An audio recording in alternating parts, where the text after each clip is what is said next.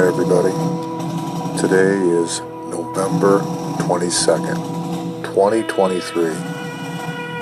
And today's podcast deals with my personal search to find the truth in the JFK Assassination.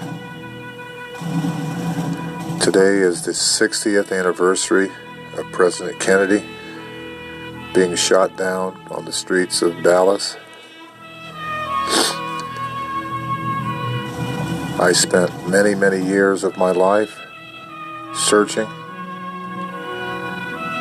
for the truth in probably the crime of the century, and I want to begin with one of my very first memories of my life, November 22nd, 1963. I had just turned 6 years old. I was playing on the sidewalk in front of my house on Park Boulevard in Marion, Ohio. I remember it pretty vividly. I had a little truck on the sidewalk, and I remember my mom bursting out of our front door, crying. I had never seen my mother cry before, and it startled me a little bit. I said, "Mom, what's wrong?" "The president was just shot. Get inside right now." I didn't really know who the president was, but I knew something had happened that was important, dramatic, and it had to have been important for my mother to be crying. But I remember that day so well. I remember walking through the door, and there was a TV in the background, that white noise. My dad was home, I believe. Can't remember him really. I know he worked 3 to 11 shift, but my mother was definitely home, and I went inside. Jeff was 4.5, and I had just turned 6 9 days earlier. Another day I remember like it was yesterday was Sunday, November 24th, 1963. It was a Sunday, so I believe that my dad was off work that day because he was home, but we had a floor television set, a floor model, and he was watching the news on this very large black and white TV when they were bringing out Oswald.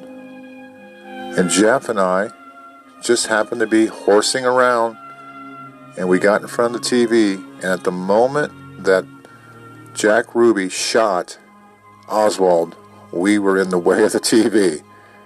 And I remember my dad saying, "Get out of the way, I can never see anything." And he missed it.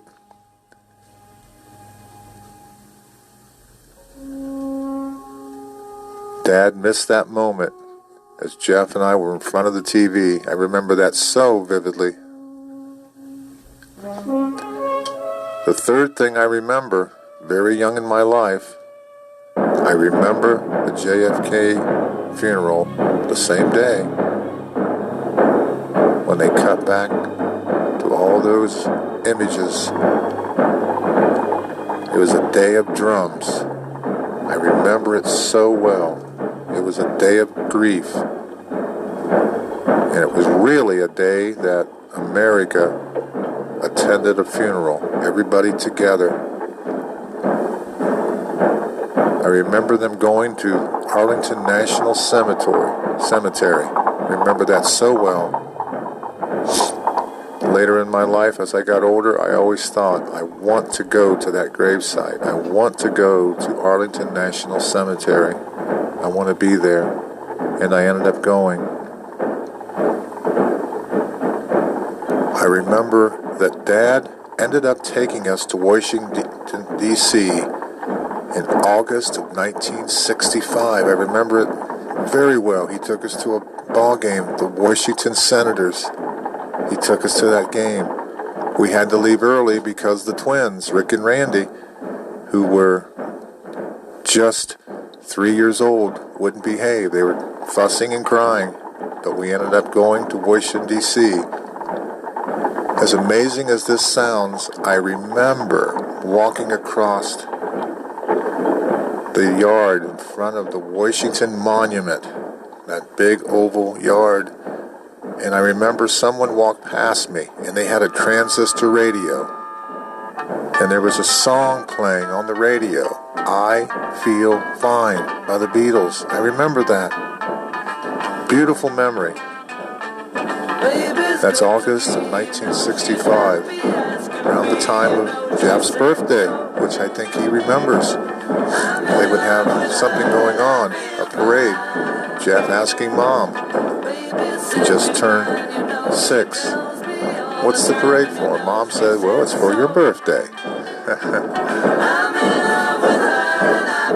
Growing up, I can't remember exactly when I got the fever to study the JFK assassination, but I remember going to the library in Upper Sandusky, that beautiful little library, the Carnegie Library, and I began studying the JFK assassination, not really thinking at my young age as a teenager and on that I would someday go on this quest to search for the truth. But I remember opening up a book in 1980 where, and by this time I'm married and everything, the book was called Best Evidence, and in that book there were black and white pictures of the JFK autopsy. And I first began reading about something not quite being right about the Kennedy assassination and Oswald being killed and all the underlying issues going on. But it intrigued me. I remember earlier, 1978, there were congressional hearings about the assassination, and there was conflicts arising. And I began hearing names and words and phrases like the grassy knoll and the umbrella man and the magic bullet, on and on and on. And I'm thinking, what's going on here? What's going on?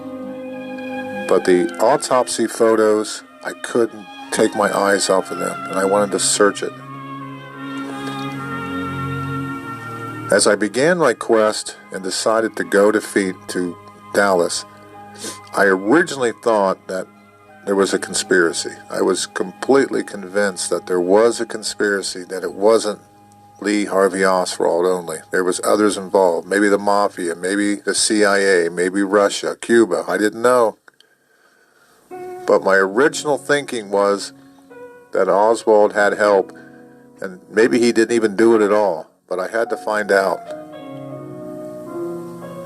So in August of 1989, Patty, Marcus, who was only 6 months old, and my dad, we drove 20 hours and we went to Dallas. My first time there. I videotaped it, videotaped most of it, the whole trip. Drove to Dallas. I remember turning that corner onto Houston the same way the motorcade did all those years earlier, 26 years earlier, and I saw what I'd been seeing on history channels and history books and documentaries. There was the Texas School Book Depository, and I just stopped in my tracks. Patty has it on video, and I just stood there, and history came alive for me. Something that I'd been viewing in my mind and on the pages of books and on old videos, black and white, was now alive and in color. I was amazed by how bright red the brick was and how it just shined in the noonday sun and how really beautiful the building was. It was still there, and it just amazed me. I just stood and looked at it, and it's like I'm looking at something that's I've been searching for and it was like looking at the Grand Canyon. And I just kept going closer to it. And as I looked around Dealey Plaza, nothing had really changed from that day 26 years earlier. Dealey Plaza was frozen in time. Marcus was just a baby. I remember having glasses on him. He was 6 months old in his little stroller. Patty was very tiny, 90 pounds, young. And we had been married for a couple years. Dad was, at this time, he was 56, almost 57, still relatively young. And we decided we were going to go into the newly opened, at that time, 6th floor museum. And we went in. They had metal detectors that you had to go through. So Patty went through with Marcus, and for some reason, it was kind of silly, but the man said, "No, you can't take the baby in, put him back, and Patty panicked. "I'm not leaving my baby." I'll never forget that. But the baby had to go through by himself. I guess they thought we were carrying explosives or guns, I don't know. I know it was protocol, but that was before the time we have now where it can be that crazy. But I remember her panicking a little bit. She was not going to leave her baby. Going up, and I remember going up the elevator. We got to the 6th floor, and I immediately had to go to that sniper's perch. Had to go there. It was encased in glass, so you couldn't go to the exact spot. But there was the boxes all around that 6th floor window in that southwest corner. And I remember my dad standing there 30 minutes, maybe longer. He just stood there. He didn't really tour the rest of the building. He just stood looking out that window. And I did too, thinking, it's not that hard of a shot. It's makeable. As Elm Street kind of curves and snakes down the way to the underpass, and I could see the grassy knoll to the right, and all the people gathered down there, which they seem to do every day, on that very historic day for me, August of 1989.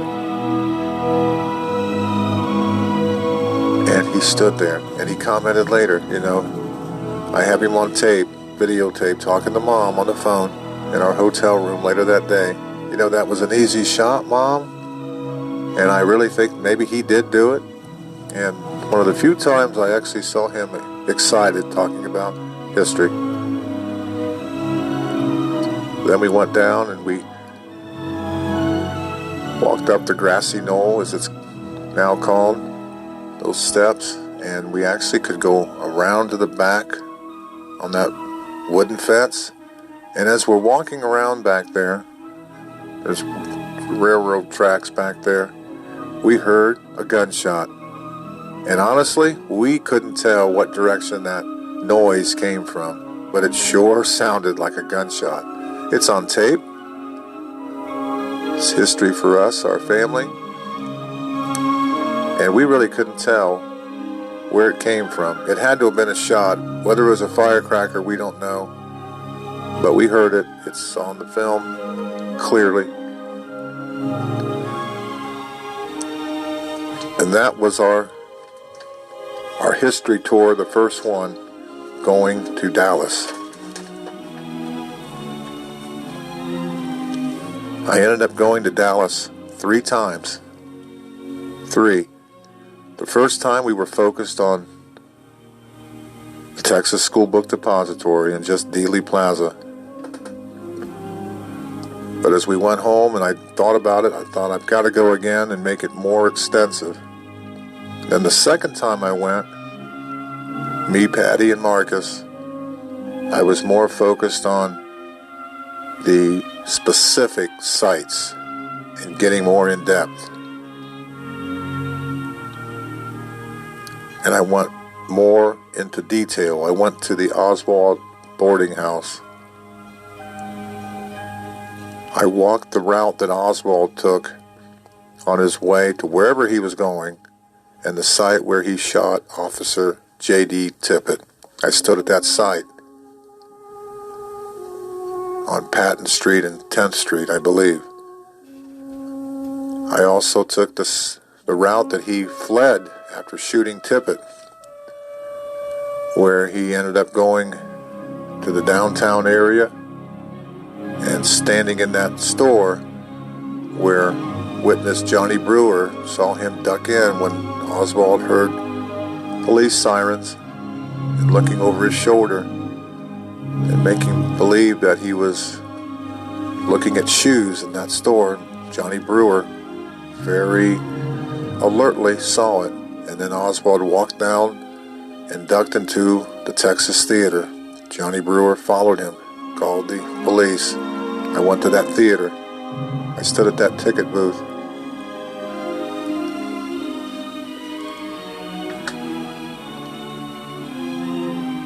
The last time I went in our travels to Dallas, I decided to make it very, very special.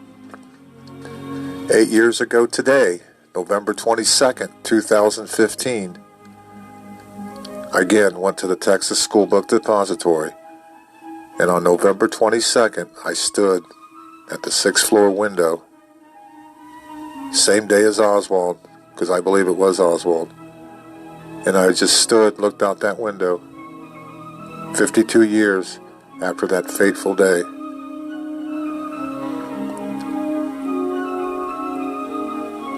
But I did more than that. I had to have the full experience, so I got a tour bus ticket, and we did everything. We did some things on our own, but we had a tour guide, a personal tour guide, and Patty and I, we drove in a limousine, the replica of the JFK limousine. We went to where Oswald had a house with his wife Marina and their baby, where he took the famous photographs. Marina took them of Oswald holding communist literature and the rifle, the actual rifle. I stood in that yard, the one with the steps coming down. I stood there. I went inside the Oswald boarding house as he walked through the living room and into his little bedroom, and all the original furniture are still there. I sat on Oswald's bed, the same exact bed, and the dresser. It's all still there. Now, looking back now, I regret a little bit sitting on the same bed that Oswald stood on, but I did it, sat on. I did it. We had a tour of the house. And again, I made that walk, the same one Oswald did as he was fleeing from police. I took the same route that Oswald took as he left the school book depository and turned to his left and walked down, trying to escape. But there's more. On my own, I went to the police station where Oswald was arrested and where Ruby went down that ramp and where he was shot and killed. I went to that area. Not a great area. Patty was worried. I was a little worried. But I had to see everything. We drove the parade route downtown Dallas. We took the exact route. Recreated the motorcade. But there's more than that. I drove to Fort Worth. I went to Ruth Payne's house. I opened and touched the same door handle that Oswald did. I went inside the house. I had a personal tour with another tour guide. Yes, I did.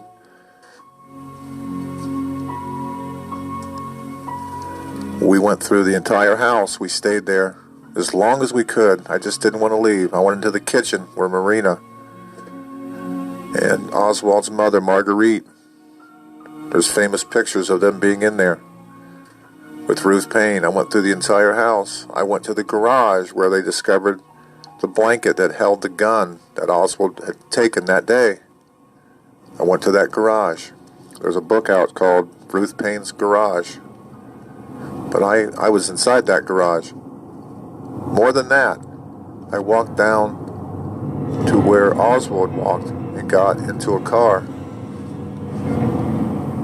Buell Wesley Frazier, his house, right down the street, half a block, where he got in the car with Frazier and drove to Dallas for that day's work. I also took a rented car, and I drove that exact same route from Buell Wesley Frazier's home to the Texas School Book Depository. I parked in the same parking lot that Frazier did. I walked the same route that they did, where Frazier got out, and Oswald, who usually walked with Frazier, this time walked ahead of him with a package in his hand. I took the same route. I went to the back of the Texas School Book Depository, the same area where they walked, and went into the building. I went behind the grassy knoll again. I walked all the way around it. I went up on the underpass. I stood up there for several minutes.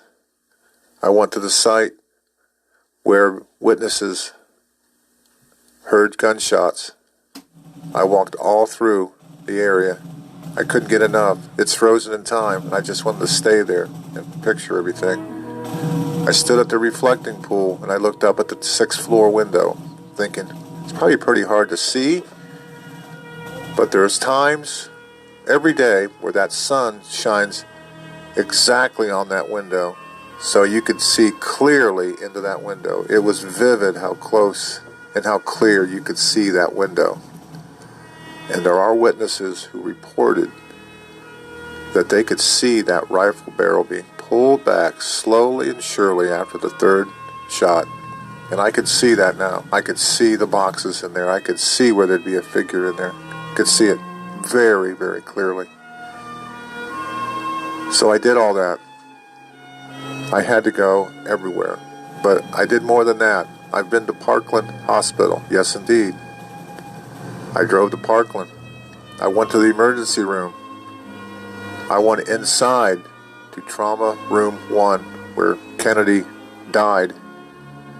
It's now a waiting area, but there was a plaque there that said that he died there. I went right in there.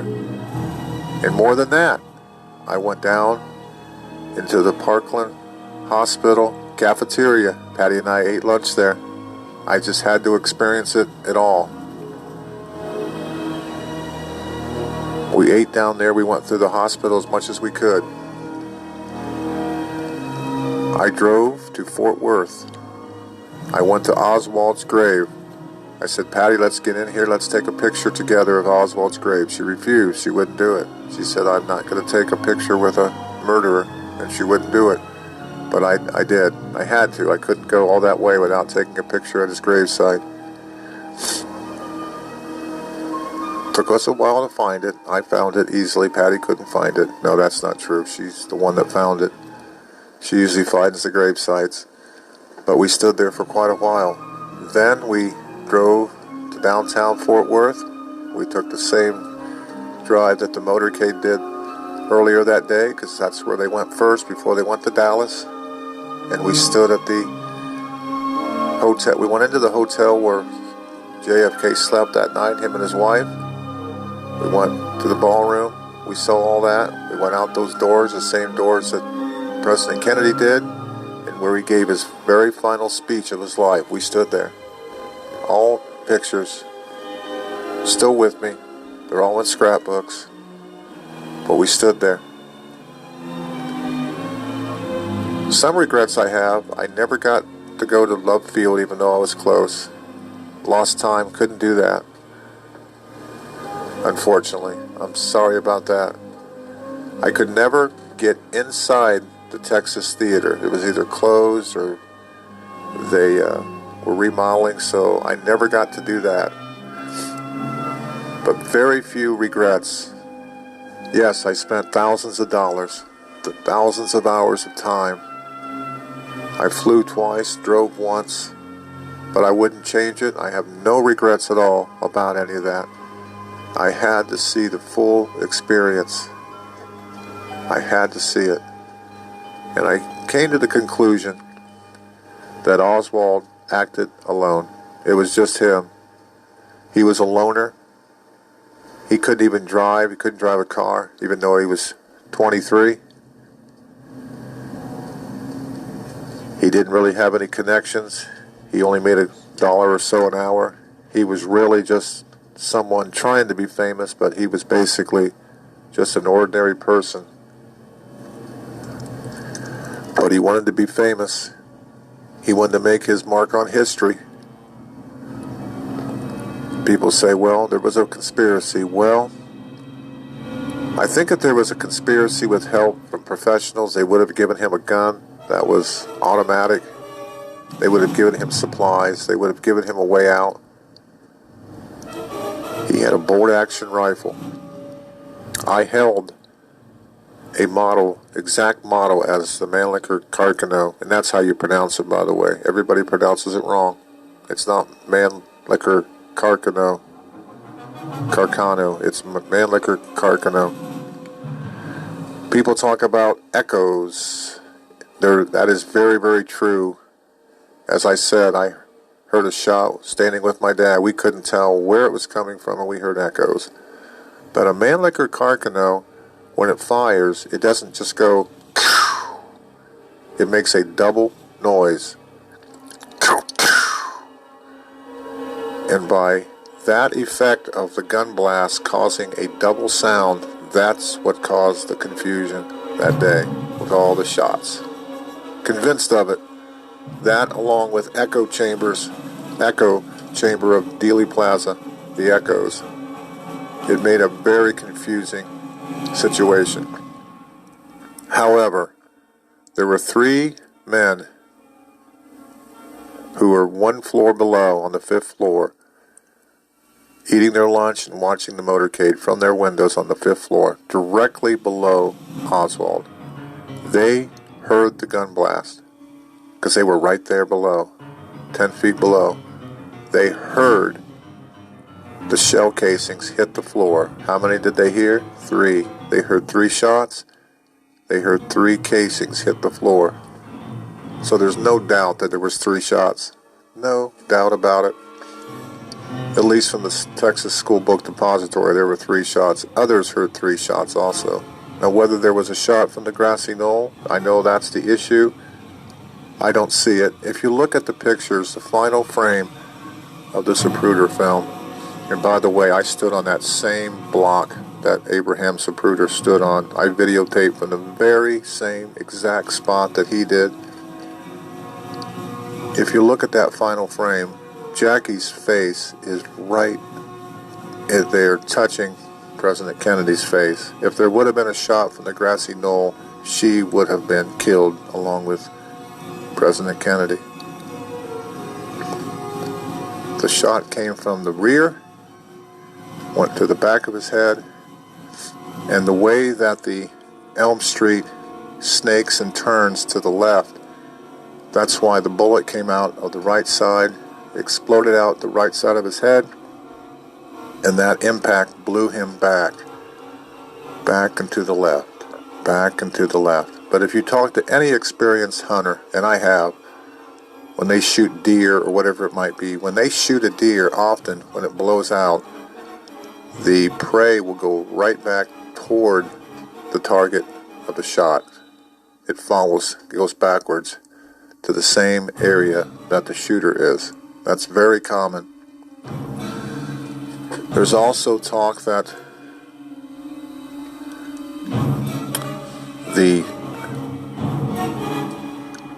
shot that hit Governor Conley was from a different bullet. Ladies, gentlemen, there is no way. I'll tell you why. The bullet hole that went through Connolly's back was key-shaped. The only way you can have a key-shaped hole is if a bullet is tumbling. The only way a bullet can tumble is it has to go through something else. If Governor John Connally was hit by a different bullet, that hole in his back where he was hit would have been totally round. It wasn't. It was the shape of the bullet. In other words, it was tumbling. When that bullet went through President Kennedy's back and out his neck, it began to tumble. And that's what bullets do. They tumble end over end. And in a direct line, it went into Connally. It came out of Connally's chest. It went into his wrist and out of his wrist, landed in his thigh. By then, all the force of the bullet had been expended, and it was found on a stretcher. So he had 5 wounds, and then 2 wounds from Kennedy in the back of his body and out the throat, which makes 7. And that was all from the same bullet. They've taken particles from that bullet, and they've done nuclear testing, and all the particles that were found in Connally came from that bullet. There is no magic bullet. They've done test after test after test.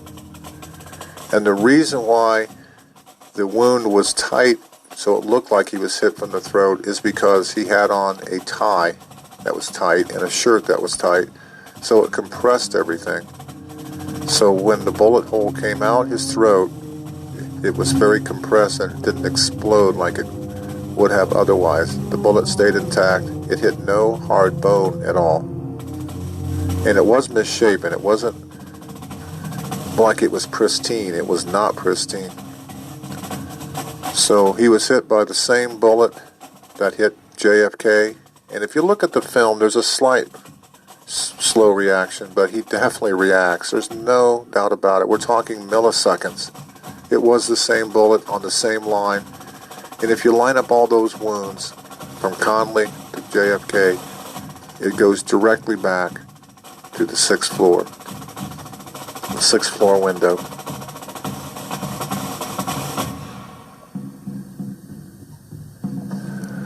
My quest now is over. The story that began on November 22nd, 1963, is ended today, November 22nd, 2023, 60 years. I was a 6-year-old young child, and now I'm a 66-year-old old child. I wouldn't change it for anything. It's been one of the great hobbies, great journeys of my life. I love living through history and studying it. Maybe I missed my calling, I don't know. Yes, I do have some minor regrets. I didn't get to see certain things of the assassination, the sites, but I saw a lot. Very few citizens can say that they did what I did. I have been to the childhood home of John Kennedy. I have been to his museum in Boston. Yes, I drove there, the JFK Museum. I have been to his gravesite. I was where he was shot and killed, where he was buried. I've been to Oswald's grave. I've been to homes that he lived in, apartments. I was at the house that he spent the night before he left for work that final day. I traveled the routes that they traveled, and I studied extensively.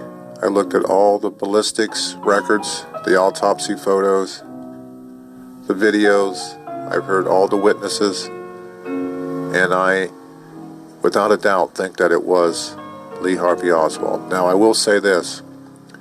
I do believe there was a benign conspiracy, and by that I mean that I think there were people in the government, those that are really in power probably, who did everything they could to put President Kennedy in a precarious situation. Many people do not realize or know that the November 22nd, 1963 motorcade of President Kennedy was not his first motorcade in Dallas. It was not. He had a first motorcade in Dallas in 1960 when he was running for president. Many people do not know that. But he had motorcade after motorcade after motorcade in an open car, which sounds crazy today. And they were going to keep putting him in a car, an open car, until somebody shot him. He actually had one in Cleveland, he had one in Chicago, Dayton, he had one in Cincinnati, and I was actually at that site where his motorcade was there also. I stood there, downtown Cincinnati, where he stood, gave a speech with hundreds of open windows. He did that constantly. So one way or another, the conspirators, the benign conspiracy, were going to get him killed. One way or the other. But in the end, an unexpected thing happened, and someone who was just a regular person with an evil intent changed history. And it was a day that changed America, and we still haven't recovered from it, because it just changed who became our leaders and how this country has disintegrated morally, spiritually, ethically, all those years later.